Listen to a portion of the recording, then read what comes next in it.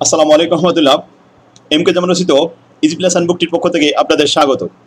আজকের টিউটোরিয়াল বিষয় cost of capital পঞ্চম ক্লাস।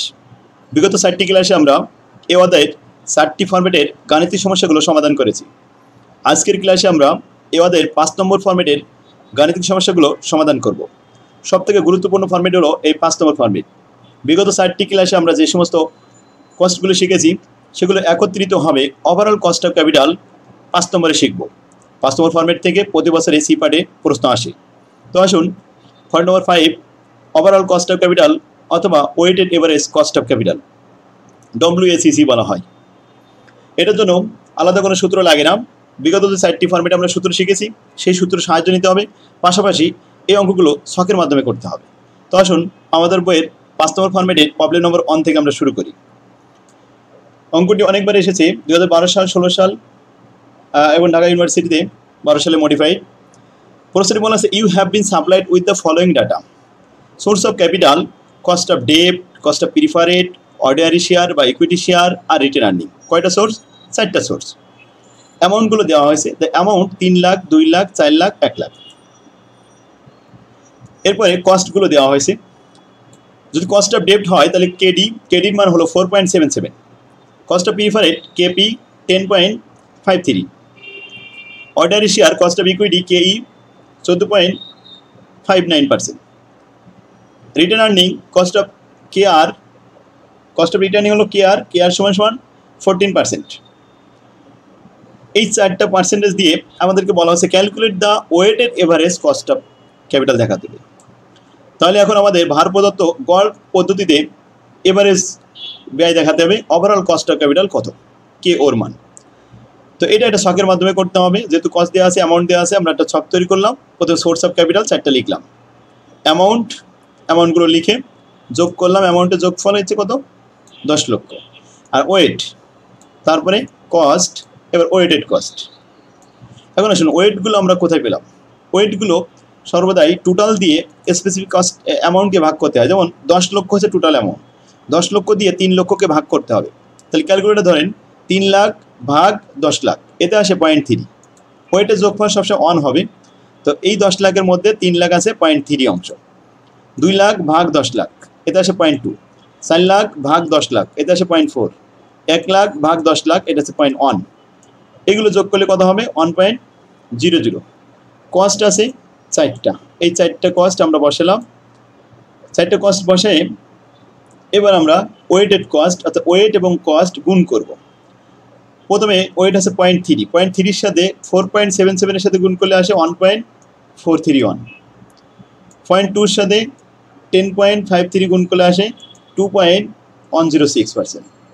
0.4-এর সাথে 14.59 গুণ করলে আসে 5.836%। 0.1-এর সাথে গুণ করলাম 14%, তাতে আসে 1.40%। এই পার্সেন্টগুলো যোগ করলে 10.773%। এটা হলো overall cost of capital. Hence the WACC weighted average cost of capital সমান 10.773%। সেক্ষেত্রে কস্টগুলো দেওয়া ছিল, তাই খুব সহজে অঙ্কটা হয়ে গেল। যদি কস্ট দেওয়া না থাকতো তাহলে আমাদের এই ওয়ার্কিং করে কস্টগুলো বের করে নিতে হতো। তো আসুন, এরপরে 2 নম্বর অঙ্ক। The company has the following specific cost of capital. Cost specific কস্টগুলো দেওয়া আছে with the indicated book value and market value weight. ওয়েটগুলো দেওয়া আছে বুক ভ্যালু ওয়েট এবং মার্কেট ভ্যালু ওয়েট।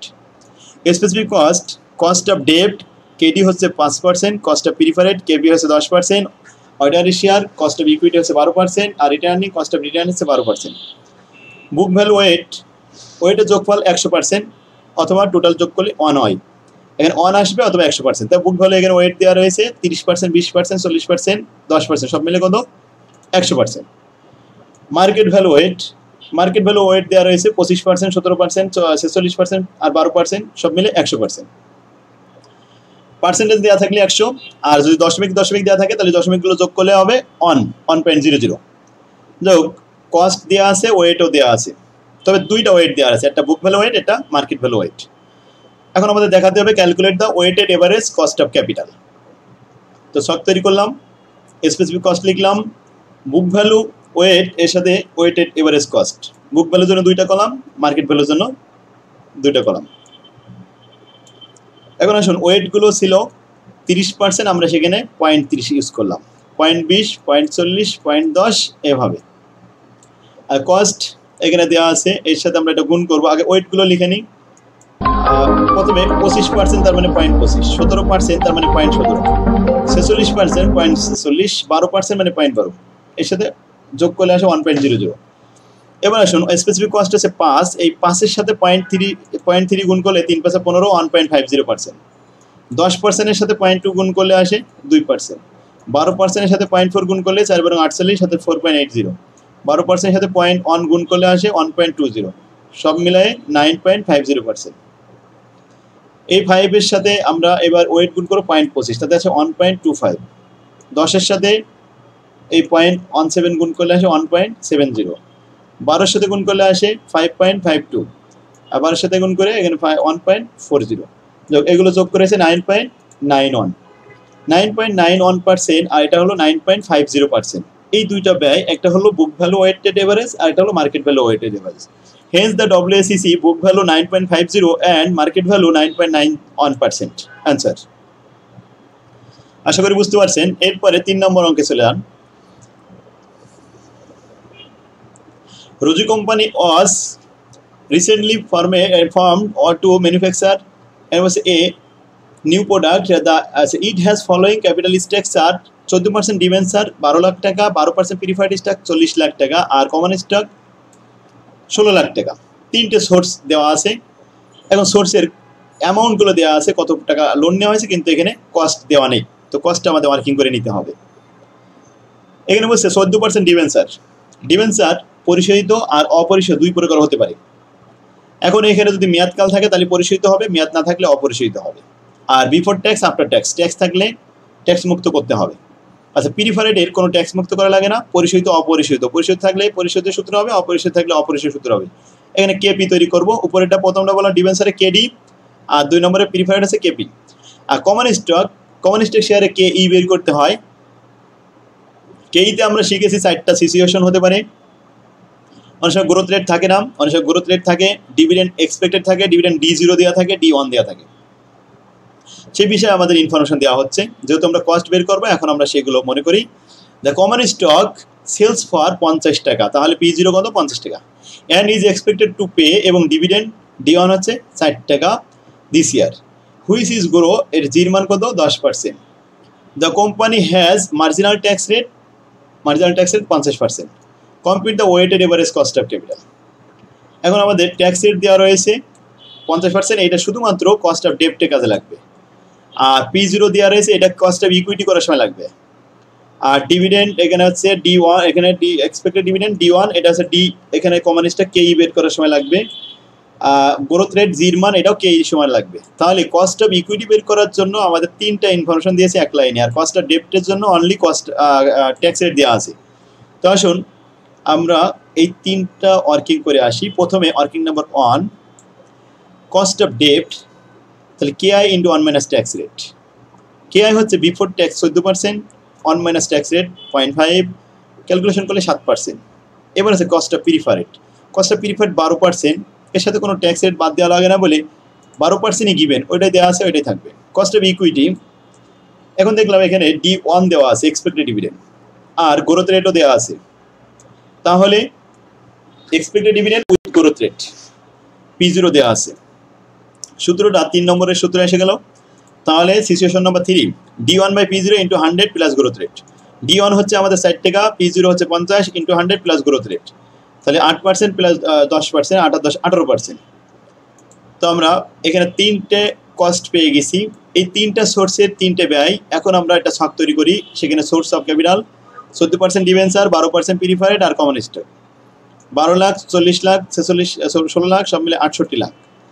আচ্ছা, ওয়েট, এই 68 দিয়ে 12কে ভাগ করলাম 0.1765, 40 লাখকে 68 দিয়ে ভাগ করলাম 0.5882, 16কে 68 দিয়ে ভাগ করলাম 0.2353, এটা যোগফল 1.00। কস্ট 3 রকম হয়েছে, একটা হচ্ছে 7%, এটা 18%, এটা 12%, এটা 18%। কস্ট অফ ডেপ্ট কিন্তু 7%, লিখলাম 7%। আর এরপরে আছে cost of preferred 12%, cost of equity 18%। Weight হচ্ছে 0.1765 এর সাথে 7% গুণ করলে 1.24%। 0.5882 গুণ করলাম 12 সাথে, তাতে আসলো 7.06%। 0.2353 গুণ করলাম 18 সাথে, তাতে আসলো 4.24%। এখন আমরা যোগ করে দেখলাম তিনটে সোর্সে আসছে 12.54% WACC। অতএব WACC weighted average cost of capital 12.54% answer. 4 নম্বর অঙ্ক, Nova company was recently from a manufacturing a new product, source of capital 12% debenture 10 lakh টাকা, 8% প্রিফারেড 4 লাখ টাকা, কমন স্টক 6 লাখ টাকা। তিনটে সোর্স আছে, কস্ট অফ ডেপ্ট, cost of preferred, cost of equity. ইনফরমেশনগুলো same আগের মতোই দেওয়া হয়েছে। কমন স্টকের বর্তমান P0 50 টাকা, ডিভিডেন্ড 2 টাকা, গ্রোথ রেট 10%। 3 নম্বর অঙ্ক আর 4 নম্বর অঙ্ক সেম অঙ্ক। এইটা দিয়ে আমরা কি করব, কস্ট অফ ইকুইটি বের করব। আর ট্যাক্স রেট 50%, তাহলে কস্ট অফ ডেপ্ট বের করব। আর প্রিফারেড তো 8% দেওয়াই আছে, তো আমরা তিনটে ওয়ার্কিং করলাম। কস্ট অফ ডেপ্ট এটা হলো 6%, cost of preferred 8%, cost of equity সূত্র লিখলাম এতে 18%।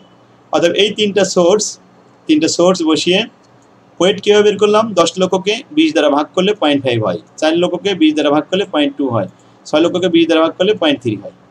এর সাথে এবার আমরা কস্টগুলো গুণ করব। একটা হলো 6%, একটা 8%, এটা 18%। গুণ করে যা পেলাম এটা যোগ করে দিলাম, এটা 10.10%। এটা অতএব WACC সমান 10% অ্যান্সার। এরপরে আসুন 5 নম্বর অঙ্ক, এটা 15 সালে এসেছে। এখানে মনে হচ্ছে কমন স্টক, এখানে আমাদের কস্ট অফ ইকুইটি তৈরি করতে হবে।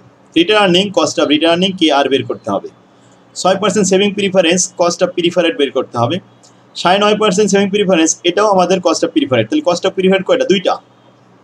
এরপরে ডিবেঞ্চার 7% ডিবেঞ্চার, এটা কস্ট অফ ডেপ্ট তৈরি করতে হবে। কারেন্ট লাইবিলিটি, এটা কোনো কাজে লাগবে না, কারণ আমাদের লং টার্ম লাইবিলিটি আছে কস্ট অফ ক্যাপিটাল, এই কারেন্ট লাইবিলিটি কোনো কাজে লাগে না। তাহলে এখন আমাদের কয়টা ওয়ার্কিং করতে হবে, কস্ট অফ প্রথম common equity, cost of return earning 2টা, আর কস্ট অফ প্রিফারেড 2টা, এবং কস্ট অফ ডেপ্ট। এই মোট টোটালি হলো কয়টা, 5টা ওয়ার্কিং করে আমাদের কস্ট বের করে নিতে হবে। তারপরে এই অ্যামাউন্টগুলো দিয়ে WACC করতে হবে। ফিক্সড অ্যাসেটগুলো আমাদের কোনো কাজে লাগবে না, আর কারেন্ট লাইবিলিটিও কোনো কাজে লাগবে না বলেছি। তো আসুন আমরা যে কস্ট অফ ইকুইটি বের করবো, তার জন্য মার্কেট প্রাইস, বর্তমানে ডিভিডেন্ড কত, এগুলো বিষয়ে ইনফরমেশন দেওয়া হচ্ছে। Average market price, common stock বর্তমানে মার্কেট প্রাইস P0 হচ্ছে 125, P0 মান 125। আমাদের এটা কস্ট অফ ইকুইটি করার সময় লাগবে, কস্ট অফ রিটার্নিং করার সময় লাগবে। 6% সেভিং প্রিফারেন্সের বর্তমান নিট সেল ভ্যালু P0 মান 65, এটা কেপি তৈরি করার সময় লাগবে। 9.5% সেভিং প্রিফারেন্সের বর্তমান মূল্য, এখানে নিট সেল ভ্যালু 102 টাকা। ডিবেঞ্চারের বর্তমান মূল্য 1000, আগেও ছিল 1000, একই রকম আছে। ইনিশিয়ালি ডিভিডেন্ড কমন স্টক, এটা হলো 18 টাকা। D0 কেই তৈরি করার সময় এটা লাগবে। গ্রোথ রেট, এটাও কেই করার সময় লাগবে। কর্পোরেট ট্যাক্স রেট, এটা KDর সময় প্রয়োজন হবে, KD। আর শেয়ার হোল্ডার পার্সোনাল ট্যাক্স, এটা KR এর সময় লাগবে। ইনফরমেশনগুলো সব দিয়েছে। এখন আসুন আমরা তৈরি করি প্রথমে cost of equity. We know that, আমরা জানি যে কেই সমান D0 1 plus growth rate divide by P0 into 100 plus growth rate. তাহলে D0 18 টাকা, তার সাথে গুণ করলাম 1.08 growth rate divided by P0 125 টাকা, আর ইন্টু 100 প্লাস গ্রোথ রেট। এটা আমরা অবশ্যই হেয়ারে লিখে তারপরে মানটা বসালাম, ক্যালকুলেশন করলাম, এতে আসলো 23.55%। এরপর আছে কস্ট অফ রিটার্ন আর্নিং, যেখানে পার্সোনাল ট্যাক্স আছে আবার 20%। তো কস্ট অফ রিটার্ন আর্নিংয়ে কস্ট অফ ইকুইটি আর কস্ট অফ রিটার্ন আর্নিং একই সূত্র, শুধু FC থাকলে আসে না, কিন্তু FC তো নাই, তাহলে সেম সূত্র। কেইর মান হয়েছে 23.55, এখান থেকে আমরা শুধু বাদ দেবো 1 মাইনাস পার্সোনাল ট্যাক্স। তো 1 মাইনাস পার্সোনাল ট্যাক্স 20% বাদ দিলে 0.8 থাকে। 0.8 গুণ করার সাথে সাথে এখানে আসছে 18.84% অ্যান্সার, শেষ। এরপরে আছে saving preferred, PD by net sale value into 100। এখন 6% প্রিফারেড, যেখানে ফেস ভ্যালু 100, প্রিফারেড ডিভিডেন্ড 6 টাকা, নিট সেল ভ্যালু 65, 6 টাকাকে 65 দ্বারা ভাগ করে 100 দ্বারা গুণ করলে 9.23। 9% প্রিফারেড, ফেস ভ্যালু 100, আর প্রিফারেড ডিভিডেন্ড 9 টাকা, নিট সেল ভ্যালু 102 টাকা ইন্টু 100, এতে আসে 9.31%। এরপরে কস্ট অফ ডেপ্ট, KD সমান KI before tax 7%, 1 minus tax rate. 7%-এর সাথে 1 মাইনাস ট্যাক্স রেট 5% গুণ করলে আসে 3.5%। এই 5টা সোর্সের 5টা ব্যয় তৈরি করলাম। এবার আসুন সোর্সগুলো আমরা ভাব লিখি দেখে দেখে। প্রথমে common stock 4 lakh, return earning 2 lakh, 6% saving ছিল 1 লাখ, আর 9.5% সেভিং আছে 2 লাখ। সব মিলে এখানে আছে ডিবেঞ্চার 1 লাখ, যোগফল 10 লাখ। 10 লাখ দিয়ে আমরা যদি 4 লাখকে ভাগ করি 0.4 হবে ওয়েট। 2 লক্ষকে ভাগ করলাম 0.2 হলো, 1 লক্ষকে ভাগ করলে 0.1, 2 লক্ষকে ভাগ করলে 0.2, 1 লক্ষকে ভাগ করলে 0.1, সবগুলো যোগ করলে 1.00। ওয়েটের সাথে এবার আসি কস্ট। কস্ট প্রথমটা হয়েছে 23.55, দ্বিতীয়টা হয়েছে returning cost of returning care 18.84, 3 number 6% saving preference হয়েছে 9.23, আর 4 নম্বর যেটা 9.5% যেটা সেটা হচ্ছে 9.31, আর ডিবেঞ্চারের লাস্টে এসে 3.5%। এই পার্সেন্টেজগুলো ধারাবাহিকভাবে বসালাম। এবার ওয়েট, যার ওয়েট গুণ করলাম। 23.5 সাথে 0.4 গুণ করলে আসে 9.42, তারপরে আসে 3.77, এরপরে 9.23 সাথে 1 গুণ করলে 0.923, এরপরে আসুন 9.31 সাথে গুণ করলাম 0.2, তাতে আসলো 1.862%। 3.5 সাথে 0.1 গুণ করলে আসে 0.35%। সবগুলো যোগ করলে হলো 16.325% WACC। আশা করি বুঝতে পারছেন। এই অঙ্কটাই ছিল সব থেকে বেশি সোর্স আমাদের 4টা, সেই 4টা এখানে ছিল। একটা অঙ্ক ছিল এখানে এই সোর্সে যে কারেন্ট লাইবিলিটি কিন্তু কোনো কাজে লাগে না। তো আশা করি বুঝতে পারছেন অঙ্কটা। এভাবে প্রত্যেকটা অঙ্ক বোর্ড প্রশ্ন এইভাবে দেওয়া আছে, এখানে সোর্স আছে যে কয়টা। তো এইগুলো সব আমার বই থেকে আপনারা সমাধান করবেন। আজকে আমরা আর কয়টা বোর্ড প্রশ্ন লাস্টের দিকে দেখি। 13 সালে এসেছে, সবাই ওয়ার্কিং করে নিয়ে তারপরে WACC একটা ছক তৈরি করতে হবে। WACC এই ছকের মাধ্যমে অঙ্ক করতে হয়, এর নিজস্ব কোনো সূত্র নেই। এই সূত্রগুলো মূলত 1 নম্বর, 2 নম্বর, 3 নম্বর এবং 4 নম্বর ফরম্যাটের সূত্র। ওই 4টে ফরম্যাট এভারেজ করে আর কি এখানে দেওয়া হয়। তো সেক্ষেত্রে দেখুন, আগামী ক্লাসে আমরা ইউনিভার্সিটি কোয়েশ্চেন শুরু করব। আজকে 5 নম্বর ফরম্যাট আমরা এখানে শেষ করলাম। আগামী ক্লাস দেখার জন্য আপনাদের আহ্বান রইল। আল্লাহ হাফেজ, আসসালামু আলাইকুম রহমতুল্লাহ।